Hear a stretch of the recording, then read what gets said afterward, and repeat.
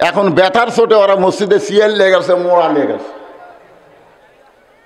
সেজদা থেকে যে উঠবে ওটার সময় দুইবার মাটিতে হাত ঠেকাচ্ছে, দুইবার। আর একটা জুয়ান খেলে হাঁটুর উপর হাত দিয়ে লাফ দিয়ে উঠতেছে। ও নামাজের নিয়ম কানুন ঠিক আছে। মুয়াজ্জিন একদিন হঠাৎ ফজরের নামাজ মিস করছে। যাক, বুড়া মানুষ একেবারে মুয়াজ্জিনের আগে মসজিদে আসে। ওর আসার মধ্যে দুইটা কারণ। এক নম্বর কারণ হলো মুয়াজ্জিনকে দেখা, আর দুই নম্বর কারণ হলো আল্লাহর নামাজ পড়া। আশা দেখে যে মুয়াজ্জিন আজান দেয় আগে, তারপরে গোসল করে। আগে আজান দেয়, তারপরে কি করে? গোসল করে। এই বুড়া 3-4 দিন দেখার পরে কয়, কে রে আজান দেওয়ার পরে গোসল করে? তার মানে কি কয়ে কানছে?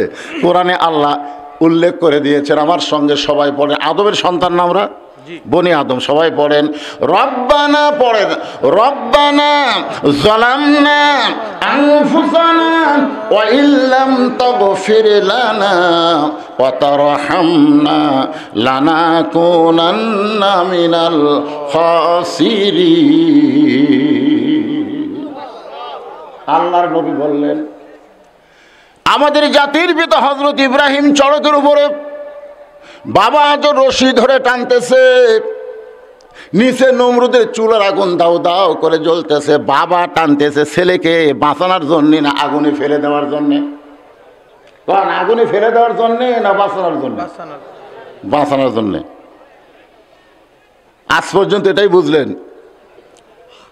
ইব্রাহিম আলাইহিস সালাম যখন চড়কের উপরে বসা, ওই সময় আজর রশি টানতেছে। আজর ইব্রাহিমের বাবা রশি টানতেছে কি বাঁচানোর জন্যে না ফেলে দেওয়ার জন্যে? আপনারা বলেন তো, যেই বাবা তার সন্তানকে আগুনের মধ্যে ফেলে দিবার চায়, এটা কি ভালো বাপ না খারাপ বাপ? ভালো।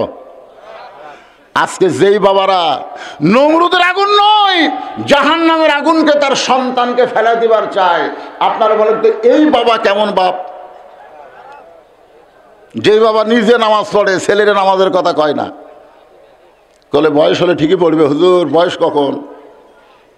আমার মতো বয়স হোক, যখন হবে চামড়া ঢিল, আল্লাহর সঙ্গে দিবে মিল। আপনারা বলেন তো, সব ইবাদত দেরি করে ধরলেও চলবে, কিন্তু নামাজ এইটা দেরি চলবে না বাজান। সরকারি চাকরির মতো হচ্ছে নামাজ।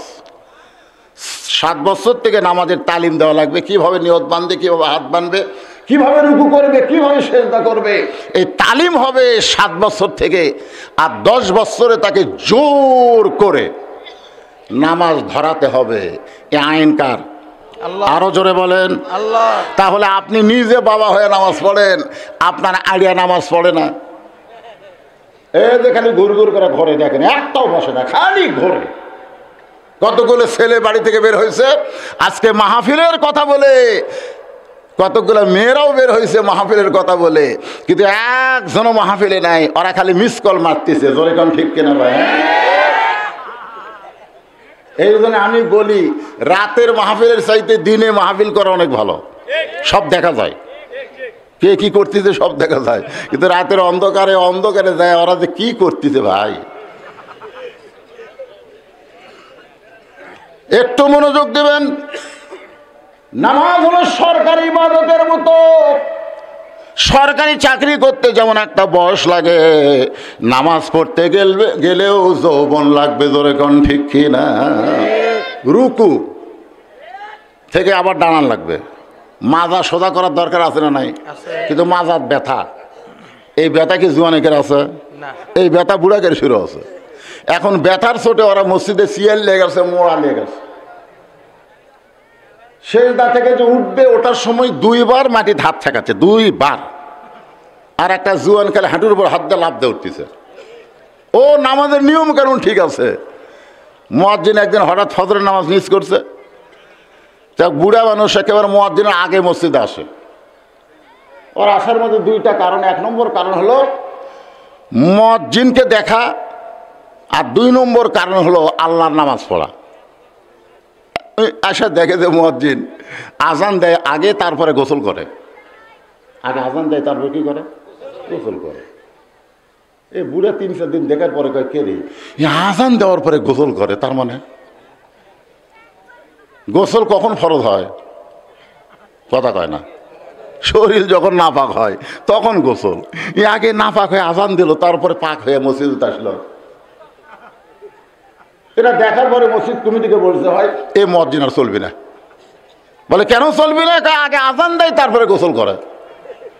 মসজিদ কমিটি মুয়াজ্জিনকে ধরে বলতেছে, মুয়াজ্জিন আসলে খবর কি? তাই বলে হ্যাঁ তাই। তো তাকে আজান দিয়ে ফজরের তারপরে গোসল করে কেন? বলে তোমরা যে বেতন আমাকে দাও এই বেতন দিয়ে আমার সংসার চলে না। আমি রাত্রেবেলা কুলিগিরি করি, চাতালের বস্তা বস্তা ধান আমি গোডাউনে তুলি, গোটা শরীর আমার মাখা যায়, কিন্তু এই শালা বুড়ার অত্যাচারে আমাকে সময় মতো আজান না দিলে তো মুয়াজ্জিনই থাকবে না। এই জন্য আগে আজান দিয়ে তারপরে গোসল করি। আগে গোসল করবার গেলে 2 মিনিট পরে যদি আজান দেয় আমার চাকরি শেষ। সমস্ত মুসল্লিরা কাঁদতেছে। আজকে মসজিদের অধিকাংশ মুয়াজ্জিন এইভাবে কষ্টে আছে। জোরে কোন কথা ঠিক কি না? অথচ আল্লাহর নবী বলেছেন, বেলাল তুমি আমার কাছে আসো।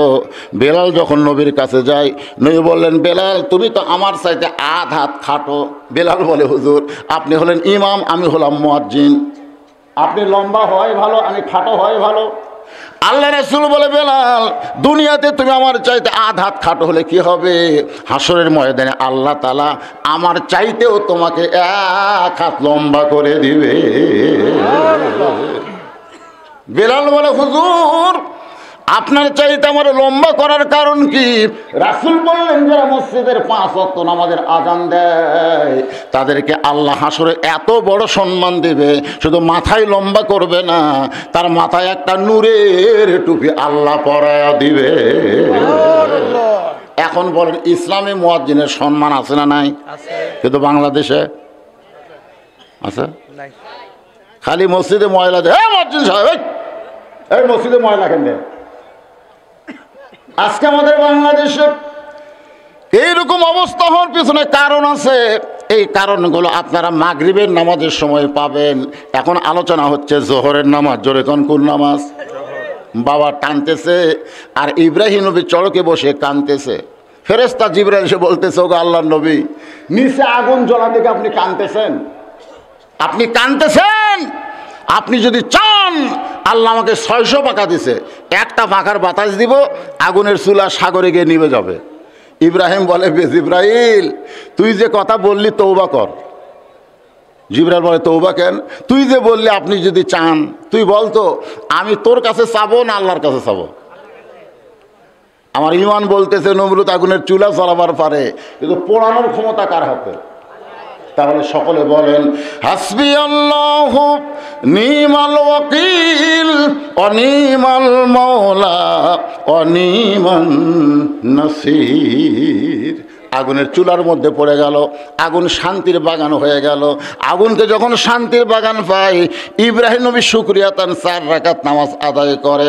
আল্লাহ বলে, হাবিব ওই আগুনের চুলার মধ্যে শান্তির বাগান পাইয়া ইব্রাহিম নবী যে 4 রাকাত নামাজ পড়েছে, ওই 4 রাকাত নামাজ আমি আল্লাহ যত্ন করে রাইখা দিয়েছি। আজকে আপনার উম্মতের জন্য আমি জোহরের 4 রাকাত ফরজ করে দিলাম। আপনার উম্মতেরা জোহরের 4 রাকাত ফরজ নামাজ যখন জামাতের সঙ্গে আদায় করবে, ইব্রাহিম নবীর সমপরিমাণ সওয়াব আমি আল্লাহ দান করে দিব।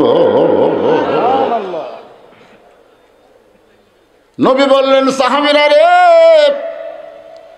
আসরের 4 রাকাত ফরজ নামাজ আল্লাহ যখন আমার দান করতেছে, দিয়ে বলে, আল্লাহ এই আসরের 4 রাকাত ফরজ আদায় করলে আমি আপনার উম্মতের প্রতি কেমন খুশি হব আপনি কি শুনবেন না? নবী বলে, আল্লাহ আমি আমার জন্যে না, আমি হলাম আমার উম্মতের জন্যে। সুবহানাল্লাহ। আপনি আমার ব্যাপারে শত খুশির কথা বলেন, আমি খুশি হব না, কিন্তু আমার উম্মতের ব্যাপারে আপনি খুশির কথা বলেন, আমার কলিজা খুশি হয়ে যাবে। এখন বলেন নবী কার জন্যে? একবার হযরত বেলাল বললেন, ইয়া রাসূলুল্লাহ আমি মরে গেলে কবরে আমাকে 3টা প্রশ্ন করবে। জোরে কোন কয়টা? আর আপনি কবরে গেলে কয়টা করবে? তা আল্লাহ রাসূল বলতেছে, বেলাল তোমার কি মনে হয়? বেলাল বলে, হুজুর আমার মনে হয় আপনার একটা কম করবে। তা আল্লাহ বলে, কোনটা কম করবে? নবী বলতেছে, কোনটা কম করবে? বেলাল বলতেছে, হুজুর আপনাকে প্রশ্ন করবে মান রব্বুকা ওমা দীনুকা। এই 2 প্রশ্ন মুনকির নাকির আপনাকে করবে, কিন্তু অমান নাবিউকা এই প্রশ্ন করবে না, কারণ আপনি তো নবী। নবী কানলেন আর বললেন, বেলাল রে তোমাদের ভাগ্য এত ভালো।